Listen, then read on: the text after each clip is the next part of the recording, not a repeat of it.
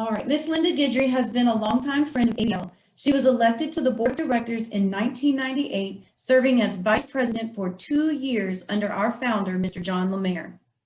Lindy lost her vision at the age of 25 due to diabetic retinopathy and glaucoma. She subsequently lost all function of her kidneys due to the same illness, and in 1993, she had a kidney and pancreas transplant, the first double organ transplant done in Louisiana. But Lindy has a motto: you are only as handicapped as you allow yourself to be, and she decided that she wasn't going to allow herself to be. So she enrolled in college at ULL and earned a BA in psychology. She went on to earn her master's degree in counseling from the University of New Orleans. She has since worked in many venues in the St. Tammany Parish School System, and a day program for chronically mentally ill, in a nonprofit counseling center, and in the foster care system. She is currently in private practice doing online telemental health since her third transplant this past April. Miss Lindy, without further ado, I leave it to you, ma'am.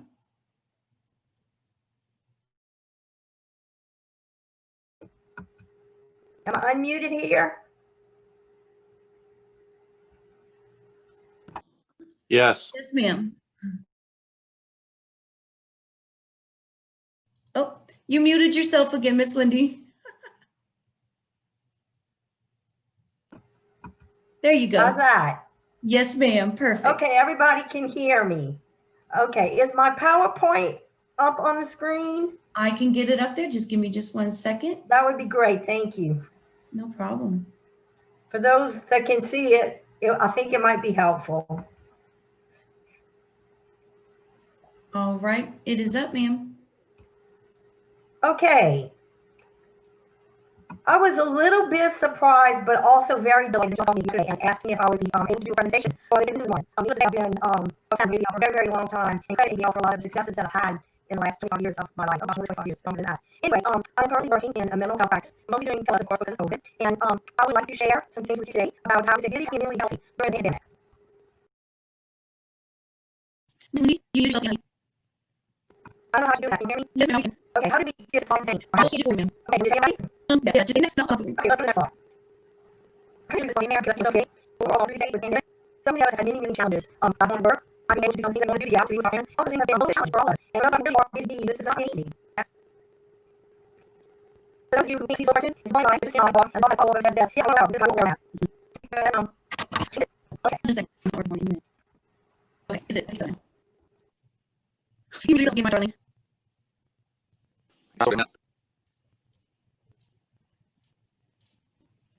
Miss Lindy, you are still muted. Miss Lindy, you are still muted. No, ma'am, you're still muted.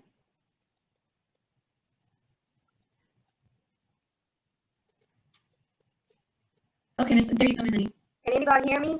Yes, ma'am, now we can. Hello? Yes, I can hear you. I know what's going on here. I'm doing the computer on you, so I can't do it all. Oh, no. I'm going to give them a shot anyway. See what happens. Y'all just be patient with me.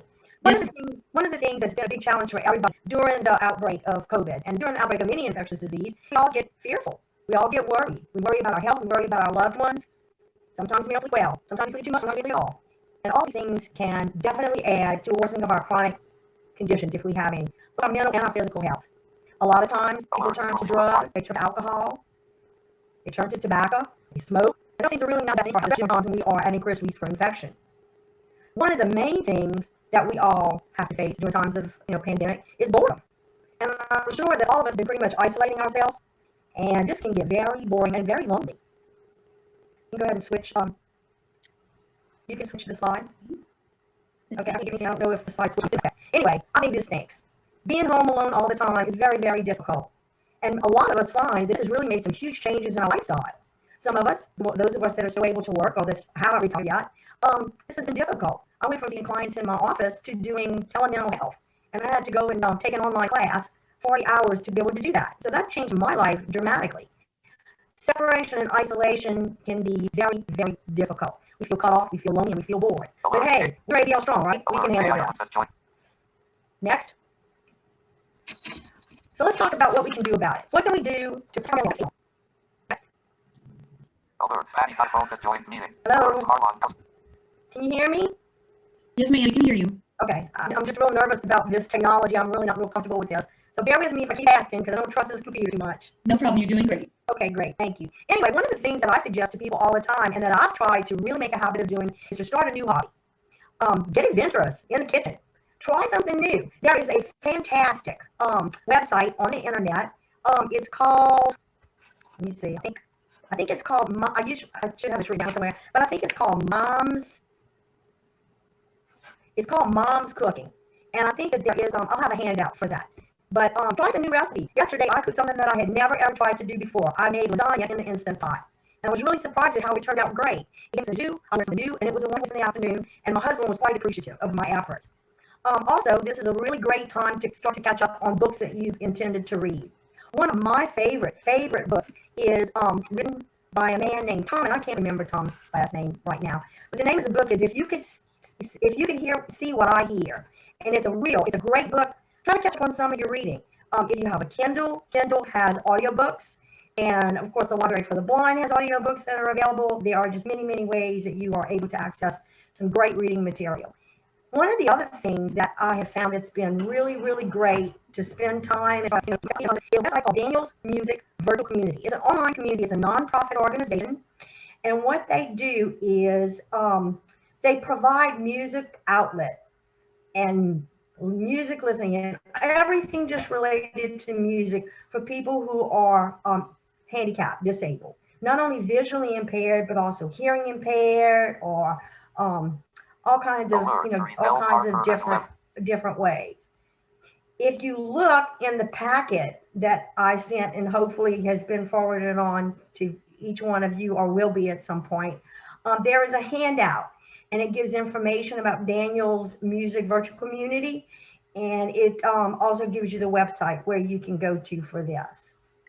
Another thing is art for the visually impaired.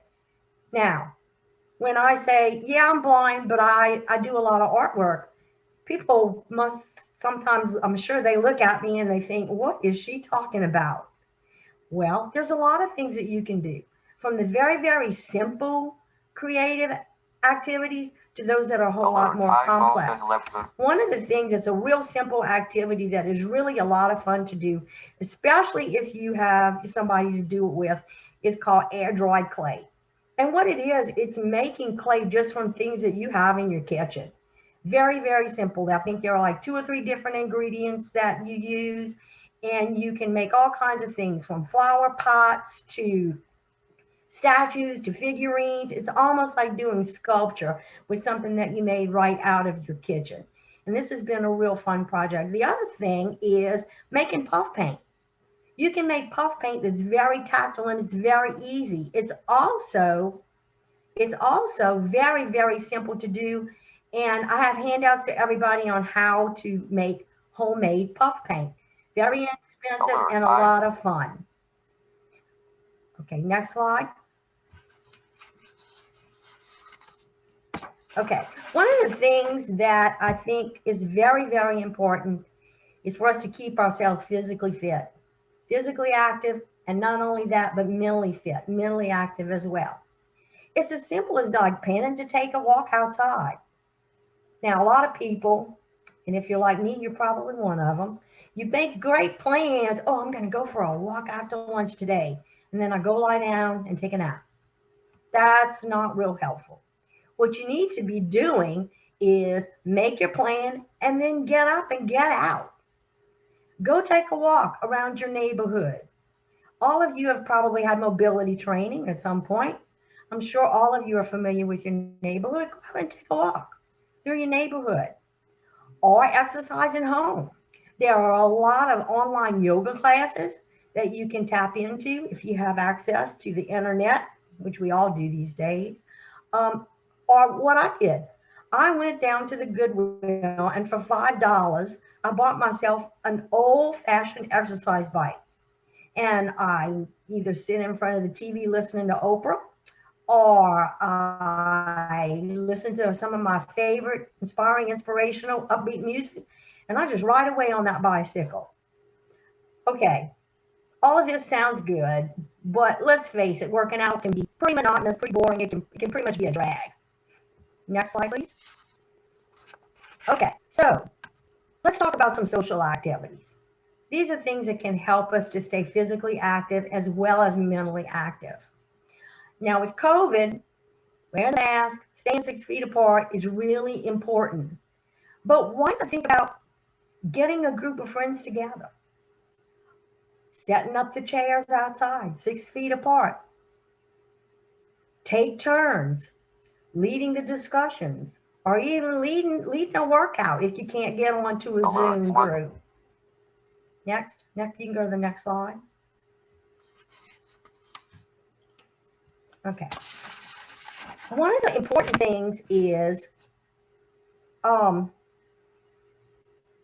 learning something new. Learning something new. There are lots of ways of doing that. But one of the things that I have found that has been absolutely great is Coursera online. Coursera has some of the most prestigious universities participating in this online project. Brown University, Yale, Columbia, all of these schools that I could never afford the tuition are participating in programs on Coursera.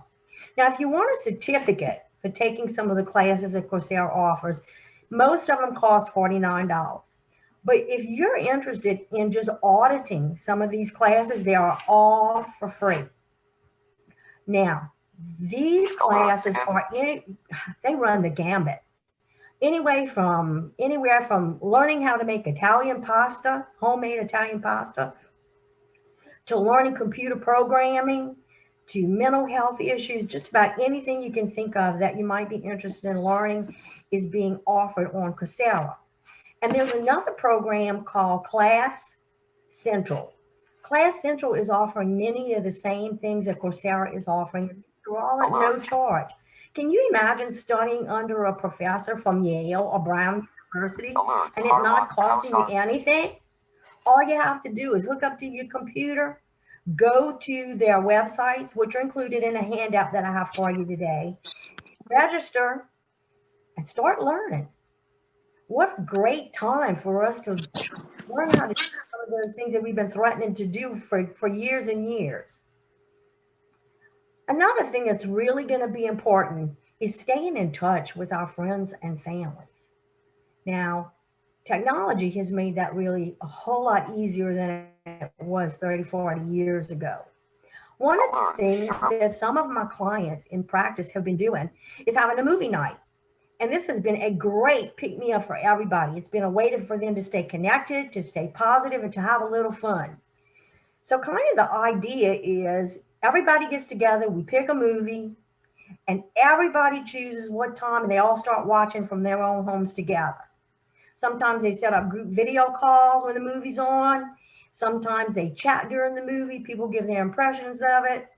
It's sort of like the guys in the front row kind of laughing and pointing at the screen in the movie theaters, but you're doing it all from the safety and security of your own home, just doing it virtually. And this has been a lot of fun for a lot of people. It's been a real positive activity for people to kind of get rid of some of that feeling of loneliness and isolation. All right, can we, next slide, please? Okay, one of the things that's really important that some of my clients have been doing is having a party with their neighbors.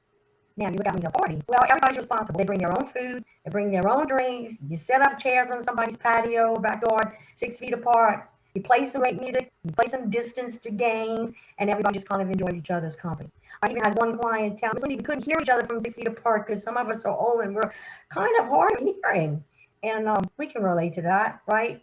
Anyway, so one of the guys came into my office and he had brought a megaphone. And he had given me some information. He had dropped off some information on how you could order one very cheaply online. And they were yelling at each other across the backyard using the megaphone. All right, you want to change slides for me, please? Yes, ma'am. One of the other things that I think is of the greatest importance is prioritizing your mental health. Your mental health is critically important. A lot of people suffer from anxiety, depression under the best of circumstances. Did you know that 1 in 4 people every year is diagnosed with some form of mental health issue. That's a lot of people, 1 in 4. And with COVID and all of the isolation, the job losses, the social distancing, and all the things that have come along with it, they say that now it's 1 in 2 individuals, not only in the United States, but across the world, that are struggling with anxiety and depression. So taking care of yourself, not only physically, but mentally as well, is very, very important. Don't let yourself get into a rut. Don't let yourself get into a rut. One of the things that I think is critical is that a lot of people that I talk to in my mental health practice sit in front of the television and listen to the news constantly.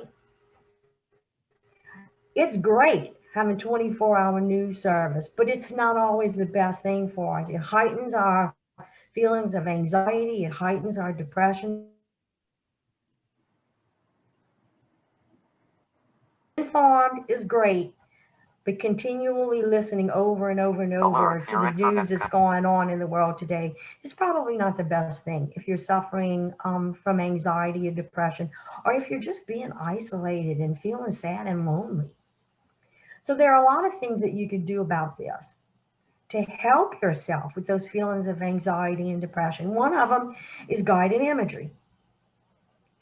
I don't know if any of you have ever heard of guided imagery, but guided imagery is a technique where you can either use a meditation tape, which is available online, and I have some information about that in a handout that is going to be made available to you sometimes either before, after, or during this presentation.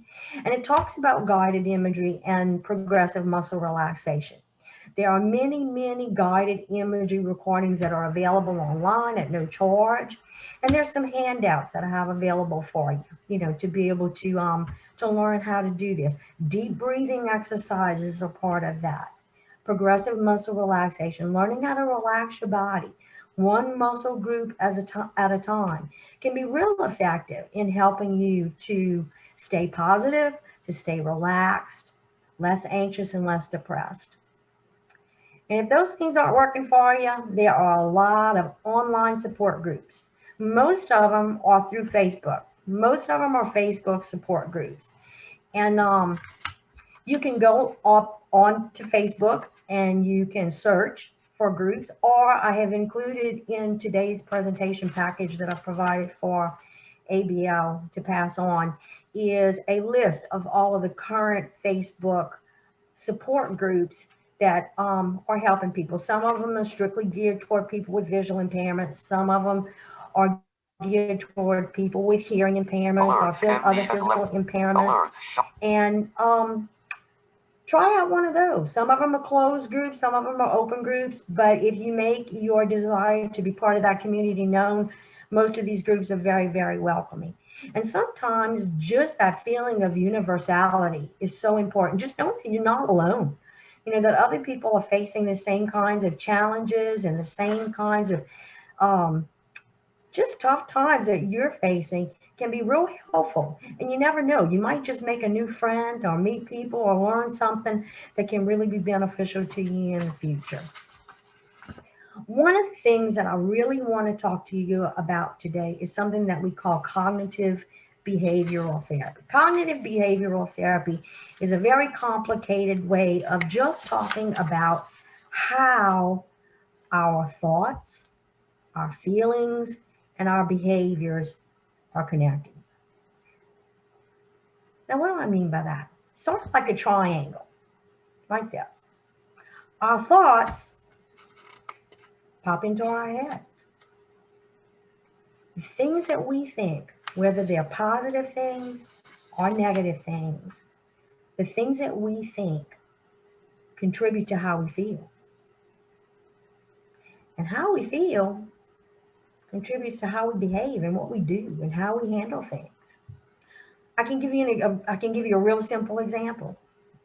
This morning, I got up, went to the kitchen, got myself a cup of coffee like I do every morning, went to the refrigerator, and my creme brulee creamer from Coffee Mate was gone.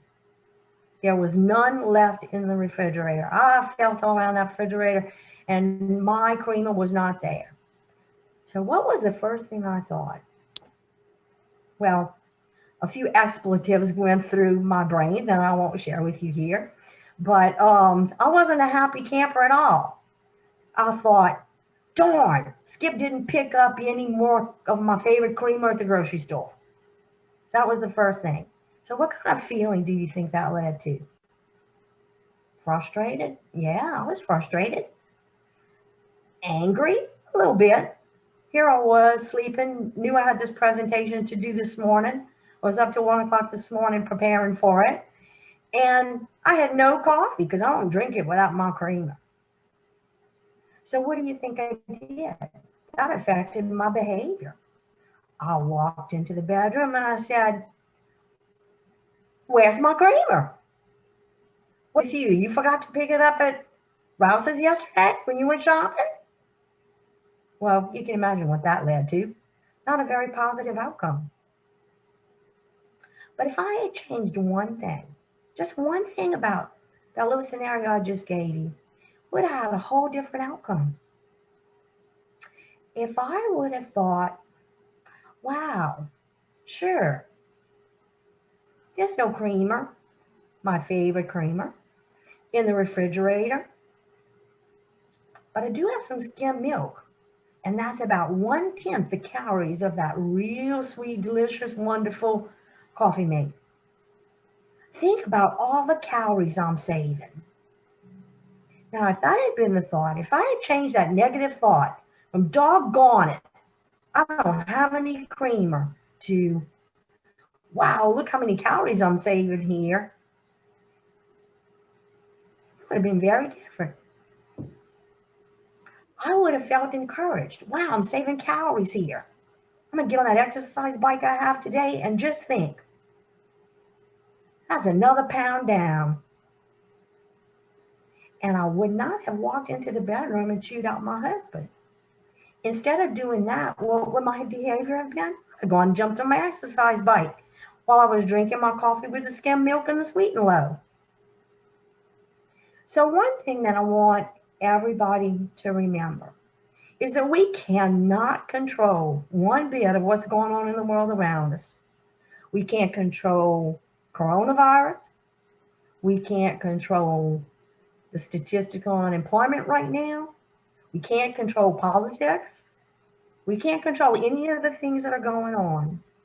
But what we can control is what we think about, how we think, that leads to how we feel and leads to how we react and behave and how we interact with others. Alert, Deborah Allen Wells has joined the meeting. So, what I encourage you to do is be conscious of what you're thinking. Be conscious of what's going on in your head. Be conscious of what's going on in your brain, because you get to choose. You get to choose what you think. Therefore, you get to choose how you feel. When I hear people say, oh, I was so upset, I just couldn't help it, I think to myself, well, maybe you had a difficult time helping it and dealing with it. But yeah, there were a few things that you could have done to help. So just remember, positive thinking leads to a positive outcome. Okay, I want to say one last thing. We can change our slide. Get into a routine. Get into a routine. We're all creatures of habit, all of us. We're all creatures of habit. But when you're getting into that routine, make sure it's healthy. Alert, iPhone has joined. Okay, so what do I mean by that? Set your alarm clock at the regular time in the morning. Don't allow yourself to say, I don't have anything to do today. I don't have anybody to see. Nobody's going to be around. I think I'll just stay in bed. That leads to greater sense of depression, gives you a lot of time to lay in bed and think about all the anxious thoughts that can come racing into your heads, into our heads, the ones that make us believe that things will never be normal again. Maybe they will and maybe they won't. Maybe we'll just have to develop a new sense of normalcy. But structure a routine for yourself. But while you're doing that, fit all of these little tips into that daily routine. Find time to connect with friends virtually, via telephone. Find time to come up with ideas of ways that you can socially distance and yet remain connected to the people in your lives, family, friends, and neighbors. Incorporate some of these ideas into that normal daily routine. Be great for your mental health. So in closing, I'd like to say thank you very much. It was definitely my pleasure to be here today. I want to encourage all of you to stay positive, stay busy, stay upbeat, and stay connected.